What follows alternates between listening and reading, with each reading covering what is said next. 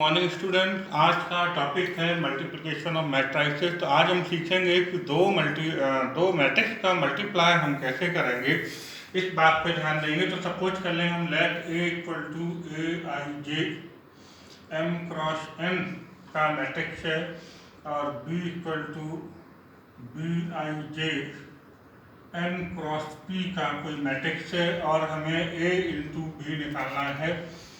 तो A I J M cross N into B I J N cross P. तो यहाँ पर हमें कंडीशन देखनी पड़ेगी। कंडीशन होती है कि जब भी हम दो मैट्रिक्स का मल्टीप्लाई करते हैं तो पहली वाली मैट्रिक्स में नंबर ऑफ कॉलम्स और दूसरी वाली मैट्रिक्स के नंबर ऑफ रोज इक्वल होंगे तो ही मैट्रिक्स मल्टीप्लिकेशन पॉसिबल है, अदरवाइज मैट्रिक्स मल्टीप्लिकेशन नहीं हो पाएगा। तो यहाँ हम देखेंगे कि यहाँ पर नंबर ऑफ कॉलम्स और नंबर ऑफ रोज इक्वल है, इसका मतलब इनका मल्टीप्लिकेशन हो जाएगा। और जो रिजल्ट मिलेगा, मान लीजिए हमें रिजल्ट मिलता है सी आई जे, तो उसका जो ऑर्डर होगा वो भी हमें यहीं से मिल जाएगा और जो हमारा रिजल्ट होगा उसका ऑर्डर हमें यहाँ से मिल जाएगा एम क्रॉस पी।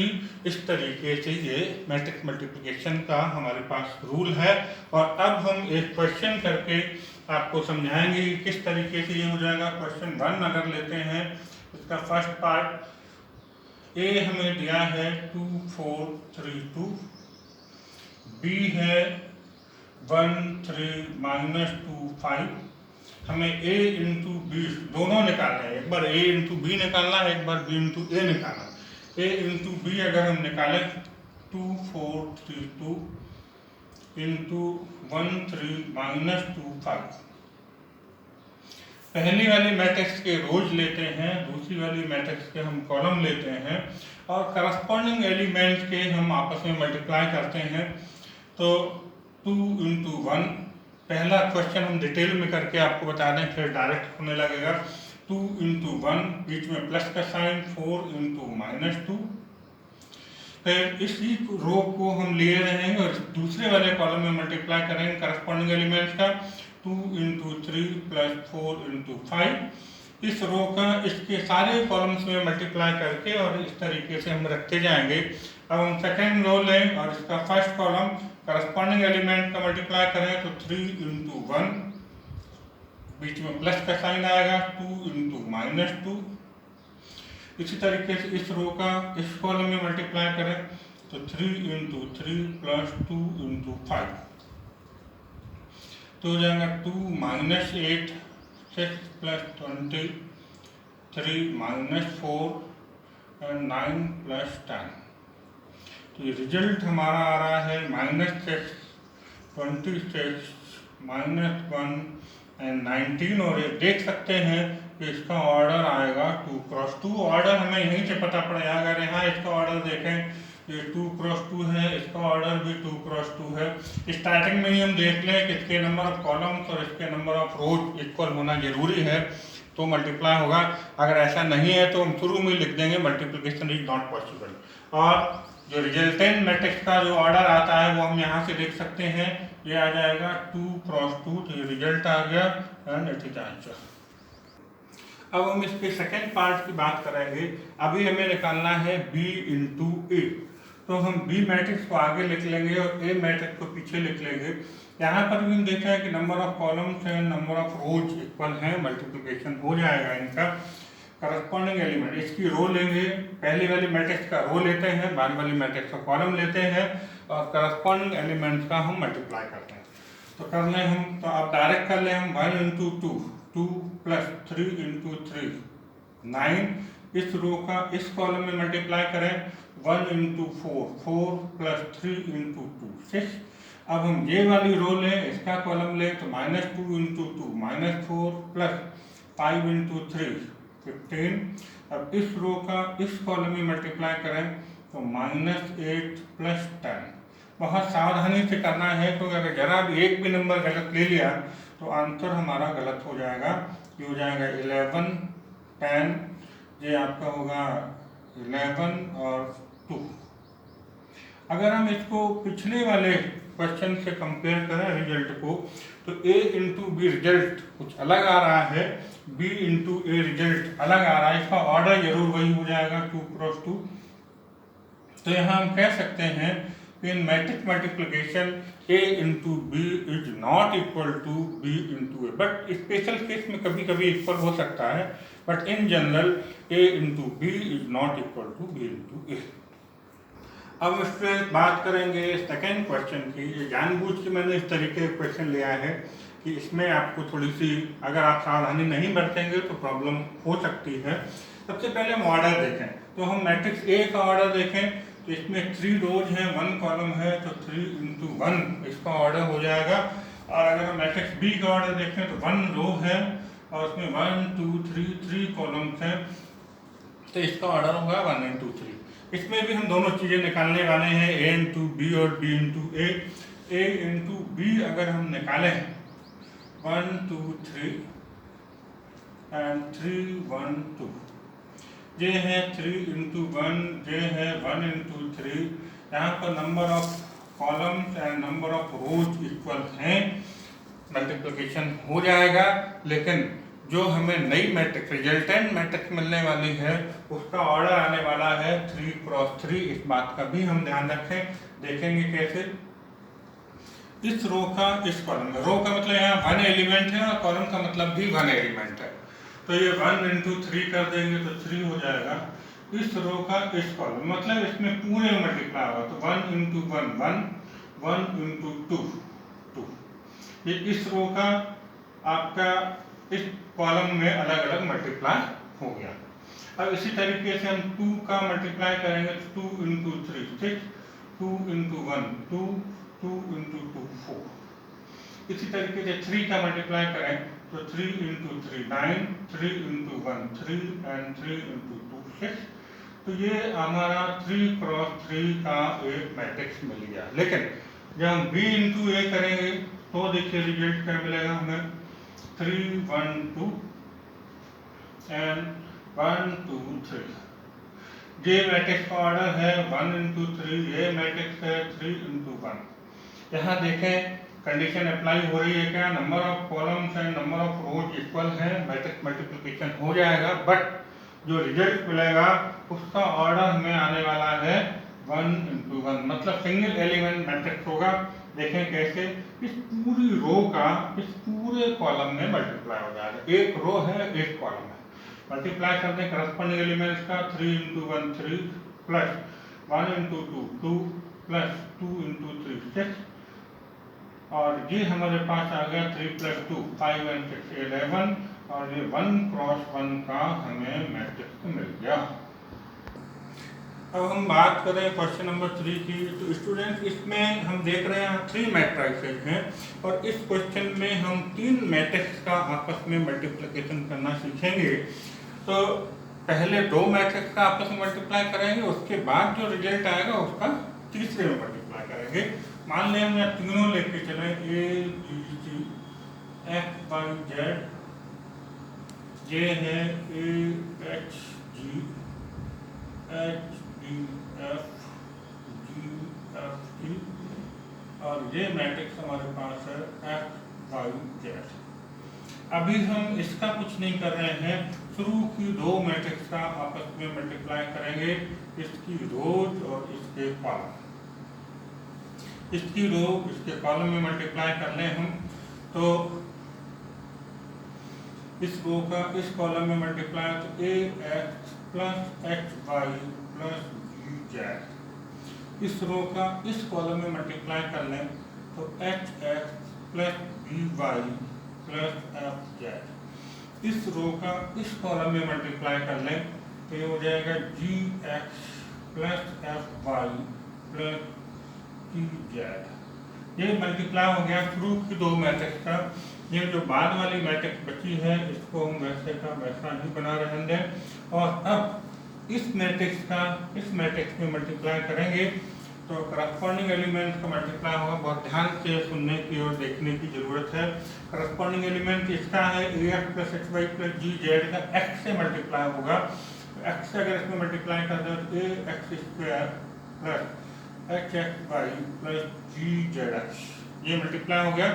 सेकेंड का सेकेंड मल्टीप्लाई होगा लेकिन बीच में प्लस लगेगा, तो वाई का इसमें मल्टीप्लाई होगा तो H X Y plus B Y square plus F Y Z plus third element multiply होगा, जेड का इसमें मल्टीप्लाई कर दो तो G Z X plus F Y Z plus T Z square.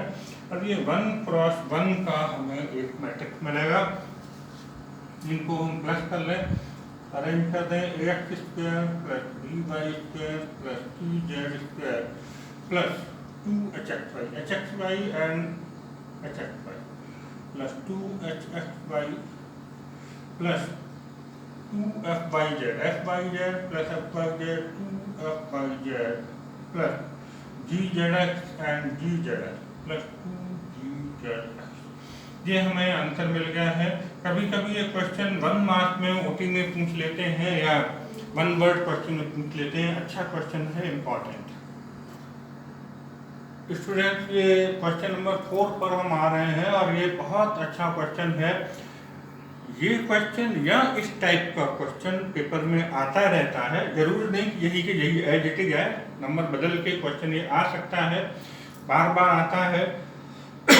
तो इस टाइप के क्वेश्चन को बड़े आराम से ध्यान से सुनना है, समझना है कि इसको कैसे करना। थोड़ी सी एक टेक्निक यूज होगी, मैं उस पर फोकस करूंगा आगे चल के।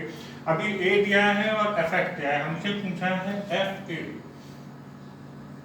अगर यहाँ पर हम एक्स की जगह ए रखें तो क्या होगा, ए स्क्वायर माइनस 5a प्लस 6। अब ये टेक्निक है, अगर हमने इसको 6 रहने दिया और हमने क्वेश्चन आगे सॉल्व किया तो आगे जाके प्रॉब्लम खड़ी करेगा और आंसर नहीं मिलेगा। तो यहाँ हमें 6 की जगह कर देना है 6i। ये आइडेंटिटी मैट्रिक्स यहाँ पर जुड़ेगी और आइडेंटिटी मैट्रिक्स कौन सी होगी वो डिपेंड करेगा कि ए हमारा कैसा है, ए का ऑर्डर क्या है।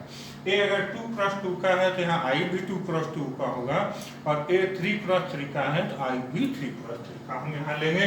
अब हम यहाँ देखेंगे, सबसे पहले हमें जरूरत पड़ेगी ए स्क्वायर, तो ए स्क्वायर हम अलग से यहाँ निकाल लें। A square equal to A into A, 2 0 1 2 1 minus 3 1 minus 1 0, और यही मैट्रिक्स हम दोबारा लिख दें तो 2 0 1 2 1 माइनस 3 एंड 1 माइनस 1 0। हमने जिस तरीके से मैट्रिक्स मल्टीप्लिकेशन आपको बताया है उसी तरीके से कर लेंगे। पहली वाली मैट्रिक्स की रो लेते हैं, दूसरे वाले मैट्रिक्स का कॉलम लेते हैं, उसके करस्पॉन्डिंग एलिमेंट का मल्टीप्लाई होगा और प्लस होगा। तो 2 बहुत ध्यान से देखना है, जरा भी अगर निगाह चूक जाती है यहाँ पर तो गलती होने की संभावना बनती है। 2 इंटू 2 4 प्लस 0 इंटू 2, इसका रो और इसका कॉलम, 0 इंटू 2 0 प्लस 1 इंटू 1 1। अब रो यही रहेगी, कॉलम ये आएगा, तो 2 into 0 0 plus 0 into 1 0 and 1 minus 1 minus 1। ये रो ये column, 2 into 1 2 0 into minus 3 0 and 1 into 0 0। इस अब हम ये वाली रो लें और ये column, 2 into 2 4 plus 1 into 2 2 plus minus 3 into 1 minus 3। इस रो का इस कॉलम में multiply 2 into 0 0 1 into 1 1 minus 3 into minus 1 हो जाएगा प्लस का 3। ये रो ये कॉलम तो 2 माइनस 3 माइनस 2। इसी तरीके से थर्ड रो लेंगे, फर्स्ट कॉलम तो 2 माइनस 2 प्लस 0। इस रो का इस कॉलम में मल्टीप्लाई 0 माइनस 1 माइनस 0। अब इस रो का इस कॉलम में मल्टीप्लाई तो 1 प्लस 3 प्लस 0। इस तरीके से ए स्क्वायर हमारा आया है, ये हो जाएगा 5 minus 1 2 6 minus 3 3 4 minus 1 0 minus 1 and 4। ये आ गया हमारा ए स्क्वायर। अब ये वैल्यू हम यहाँ रखेंगे एफ ए में, therefore F A equal to A square minus 5a plus 6i। A square की वैल्यू रख दें 5 minus 1 2 3 4 minus 1 0 minus 1 4 minus 5a। A की वैल्यू रख दें हम 2 0 1 2 1 minus 3 1 minus 1 0 and plus 6i। आई यहाँ आइडेंटिटी एलिमेंट मैट्रिक्स लेंगे 1 0 0 0 1 0 0 0 1। जे आपको समझने की जरूरत है, यहाँ आई हमें लगाना पड़ेगा। 5 माइनस 1 2 3 4 माइनस 1 0 माइनस 1 4। अंदर हम 5 का मल्टीप्लाई कर दें तो 10 0 5 10 5 माइनस 15 5 माइनस 5 0। यहाँ 6 का अंदर मल्टीप्लाई कर दें तो 6 0 0 0 6 0 0 0 6। और अब हम इनको प्लस माइनस कर लें करस्पॉन्डिंग नंबर को, तो 5 माइनस 10 माइनस 5 प्लस 6 तो 1 माइनस 1 माइनस 0 प्लस 0 तो minus 1 2 minus 5 minus 3 3 minus 10 minus 7 plus 0 तो minus 7 4 minus 5 minus 1 plus 6 5 minus 1 minus minus हो जाएगा प्लस 15 15 माइनस 1 14 और ये आपका 14 हो जाएगा। 0 minus 5 plus 0 minus 5 minus 1 plus 5 तो बचेगा 4 प्लस 0 तो 4 एंड लास्ट में 4 माइनस 0 प्लस 6। इसका मतलब 4 प्लस 6 तो हमारे पास आंसर आ जाएगा 10। ये आपका आंसर आ चुका है। तो बहुत इंपॉर्टेंट क्वेश्चन है, पर्टिकुलर ये क्वेश्चन या इस टाइप के जितने भी क्वेश्चन हैं उनकी आप ज़्यादा से ज़्यादा प्रैक्टिस कर लें। हम स्टूडेंट्स आ गए क्वेश्चन नंबर 5 पे। छोटा सा लेकिन अच्छा क्वेश्चन है, एमपी बोर्ड में पूछा भी गया है। ए दिया है 4 2 माइनस 1 1। हमें ए माइनस 2i इंटू ए माइनस 3i का मल्टीप्लाई निकालना है। तो हम दोनों ब्रैकेट को पहले हम अलग अलग कैलकुलेट कर लें। ए माइनस 2i 4 2 माइनस 1 1 माइनस 2। आई हमेशा डिपेंड करेगा जो मैट्रिक्स दिए है, जिस ऑर्डर का मैट्रिक्स होगा आइडेंटिटी मैट्रिक्स भी उसी ऑर्डर का लेंगे हम। 1 0 0 1 ये हमारे पास आ जाएगा। 4 2 माइनस 1 1 2 का अंदर मल्टीप्लाई कर दें 2 0 0 2 और इसको जब हम माइनस कर लेंगे तो 4 minus 2 2 2 minus 0 2 minus 1 minus 0 minus 1 and 1 minus 2 minus 1। इसके बाद हम बात करें a माइनस 3i की, तो a है 4 2 माइनस 1 1 माइनस 3i है 1 0 0 1। कैलकुलेट कर लें 4 2 माइनस 1 1 3 का अंदर मल्टीप्लाई कर लें 3 0 0 3। इसको माइनस कर लें 4 minus 3 1 2 minus 0 2 minus 1 minus 0 minus 1 and 1 minus 3 minus 2।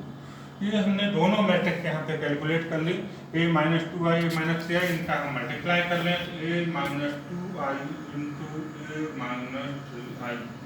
अगर हम इसको LHS बोल दें तो मैट्रिक्स हम लिख लें 2 2 minus 1 minus 1 into 1 2 minus 1 minus 2। इनका मल्टीप्लाई करें हम, पहले वाले की रो और सेकंड वाले की कॉलम ले लें का मल्टीप्लाई तो 2 माइनस 2 इस रो का इस कॉलम में मल्टीप्लाई 4 माइनस 4 इस कॉलम का इस रो में मल्टीप्लाई माइनस 1 प्लस 1 इस रो का इस कॉलम में मल्टीप्लाई तो माइनस 2 प्लस 2। हम देख सकते हैं ये हमारे पास जीरो मैट्रिक्स मिल गया। इक्वल टू जीरो मैट्रिक्स को हम जीरो से या ओ से रिप्रेजेंट कर सकते हैं और ये हमारे पास RHS है एंड O। बच्चों क्वेश्चन नंबर 6 है, अच्छा क्वेश्चन है, ये भी NCERT क्वेश्चन है। fx हमें दिया है तो इसी बेस पर हम एफ वाई भी लिख लें यहाँ पर। तो एफ वाई हो जाएगा cos Y minus sine Y 0 sine Y cos Y 0 and 0 0 1।